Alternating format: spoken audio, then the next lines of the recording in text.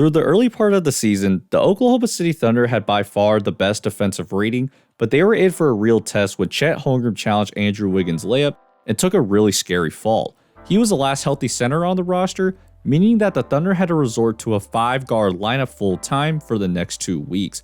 While that looked like a recipe for disaster, the truth is, they've experimented with these lineups even when they had centers.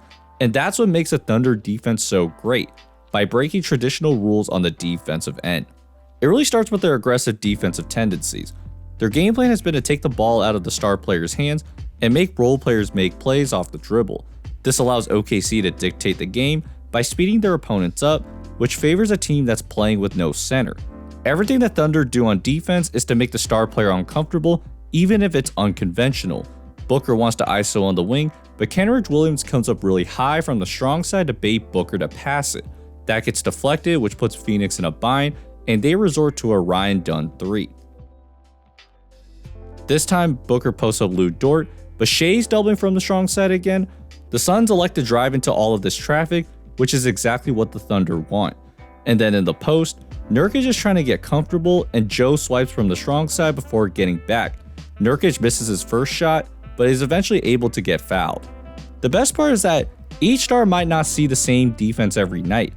With Harden, the Thunder didn't really blitz from the strong side as much. Instead, they decided to trap him in the back court. Now this looks really risky because a pass ahead leads to a 4-on-3, but the Thunder rotate fast to nullify the numbers advantage. As they continued to do this, Harden didn't even bother walking up the court, so the Clippers were playing 4-on-4, and even if Amir Coffey makes a few off the dribble jumpers, the Thunder are always going to live with that.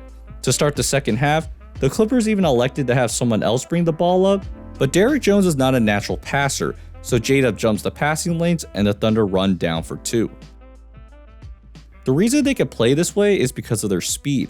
Here, Harden's running a pick and roll, and Isaiah Joe blitzes Harden at half court, but he hustles all the way back to get in front of Amir Coffey, and the Clippers now don't have any advantage. Now the Thunder don't blitz all the time, but they definitely blitz more than a traditional microball lineup would. Most teams wouldn't think of doing this because, as discussed in the Warriors-Celtics video, blitzing can be a really risky strategy, especially if you're playing a team with a lot of shooters. Intentionally giving your opponent a 4-on-3 advantage makes it hard for you to get back to the open man. And for a team like the Thunder, who have a lot of switchable players, the trap seems like it's putting unnecessary stress on themselves. But you can get away with it if you're putting players in uncomfortable positions. With someone like Kevin Porter Jr., who's not used to this trapping style, he's not sure if he should pass this. So instead, he tries to dribble through 2 players, and yeah, that's what happens.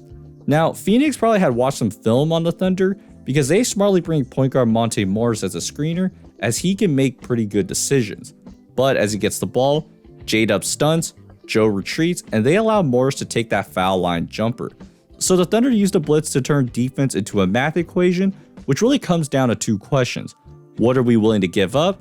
And who's the worst shooter on the floor? Part of the Thunder's goal with trapping is to bait the worst shooter on the floor to take wide open shots. Even if that player is shooting a good percentage, they'll still let them take it if they don't shoot it at high volume. It's rare that everyone on the floor can shoot a high percentage at high volume unless you're the Boston Celtics, so it gives the Thunder more leeway to actually trap this aggressively even with a small roster. And like I mentioned, the Thunder aren't afraid to change it up.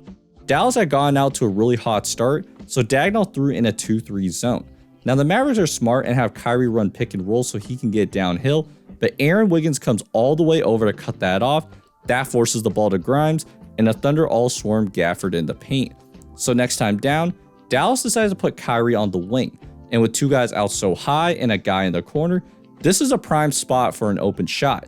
But as the ball swings, Shea comes up, J-Dub rotates to the corner, and Dort is able to make an amazing play on the ball. That time you might have noticed that they started out in a zone, but then started rotating like a man defense. And that's exactly what makes them so dynamic and confusing, which really frustrates opponents. The 2 players that I really wanted to touch on are Shea and J-Dub. Yes, we know how good Dort and Caruso are on the defensive end, but I think Shea is very much underappreciated. In this swarming microball defense, a lot of players think that they can target Shea, but he's consistently shown that he can guard, sliding with James Harden, and then contesting without fouling. He has great hands as well. As Harden's driving, Shea's on his left hip, but he knows that Harden wants to get back to his left hand, so he gets his hands in there and forces a jump ball. Now J-Dub, who's 6'5", is primarily guarding the center. He has great hands just like Shea, but what makes him really effective in this position is that he understands where he needs to be. Nurkic is trying to post J-Dub, but he sees the drive and gets in front early so that there's nowhere to go. By getting in front early, he's not only avoiding fouls, but allows him to make a play on the ball before the player can go up.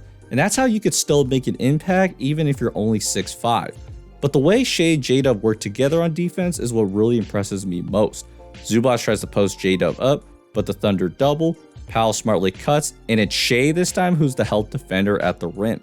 On this one, Man tries to go at Shea, who forces him into a mid-range jumper, and the ball looks like it's going to Derrick Jones Jr., but J-Dub beats him to the ball and smartly pokes it to Dort.